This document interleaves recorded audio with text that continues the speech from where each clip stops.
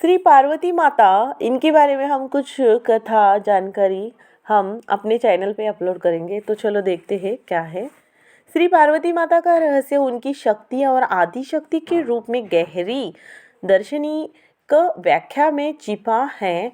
वह केवल शिव की पत्नी नहीं बल्कि ब्रह्मांड की रचनात्मक ऊर्जा का अवतार, प्रेम, सौंदर्य और उर्वरता और स्त्री शक्ति का प्रतीक है। उन्होंने शिव को पाने के लिए कठोर तपस्या की और हर जन्म में शिव को ही पति रूप में पाने की अपनी प्रतिज्ञा निभाई और उन्हें शक्तिवाद में सर्वोच्च देवी बनाती है, जो सृष्टि और संहार दोनों का मूल है। मुख्य रहस्य और पहलू। शक्ति का स्तोत्र। पार्वती को शिव शक्ति ऊर्जा माना जाता है।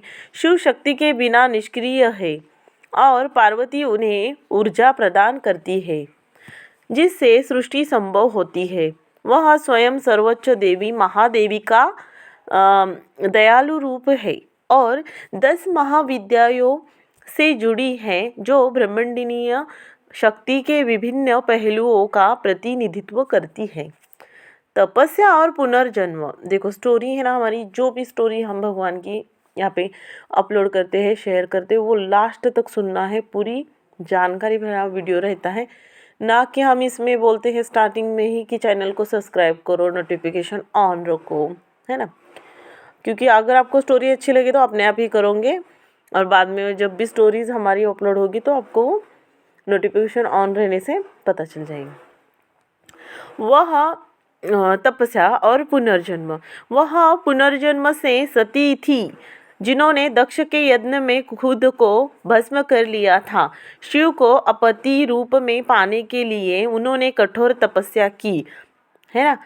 मान्यता है कि उन्होंने कई जन्मों तक तपस्या की। कुछ कथाओं में 108वें जन्म का उल्लेख है ताकि शिव को प्राप्त कर सके, है ना। देखो ऐसी तो बहुत सारी कथाएं हैं, लेकिन ये कथा अलग है। तो उनकी तपस्या दिखाती है कि सच्चा प्रेम बाहरी गुणों पर नहीं बल्कि आंतरिक गुणों पर आधारित होता है।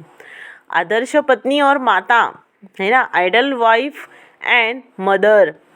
वह शिव की अर्धांगिनी है और एक आदर्श पत्नी माँ गणेश और कार्तिकेय की माता और गृहस्थी का प्रतीक है जो प्रेम, धैर्य और समर्पण सिखाती है। सृष्टि और विनाश, क्रिएशन एंड डिस्ट्रक्शन। तो यह केवल सौम्य रूप में ही नहीं बल्कि दुर्गा और काली जैसे रौद्र रूपों में भी प्रकट होती है, जो सृष्टि और संहार दोनों की शक्ति का प्रतीक है। दार्शनिक महत्व, है ना। पार्वती का रहस्य यह है कि वह जीवन को बनाए रखने वाली सक्रिय शक्ति है। वह ब्रह्मांडीय ऊर्जा और उर्वरता का अवतार है जो शिव चेतना के साथ मिलकर ब्रह्मांड का संचालन करती है। संक्षेप में पार्वती का रहस्य, है ना,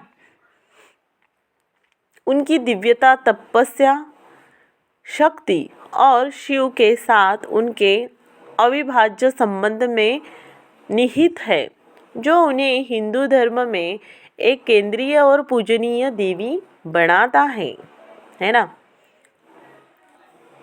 पार्वती का इतिहास क्या है। पार्वती हिंदू धर्म की प्रमुख देवियों में से एक है और उन्हें अक्सर भगवान शिव के अर्धांगिनी और स्त्री रूप में दर्शाया जाता है। वह उर्वरता, सौंदर्य, विवाह, कला आदि की देवी है और उन्हें दयालु और प्रेममयी माना जाता है। पार्वती को मातृतोर पर ब्रह्मांड की माता, हिंदू देवी शक्ति का पर्याय और उनका एक रूप माना जाता है ना। तो माता पार्वती को क्या श्राप मिला था। माता पार्वती को अलग अलग घटनाओं में कई श्राप मिले जिनमें से एक प्रमुख है जब रति ने उन्हें गर्भधारण न करने का श्राप दिया था क्योंकि उनके पति की मृत्यु हो गई थी।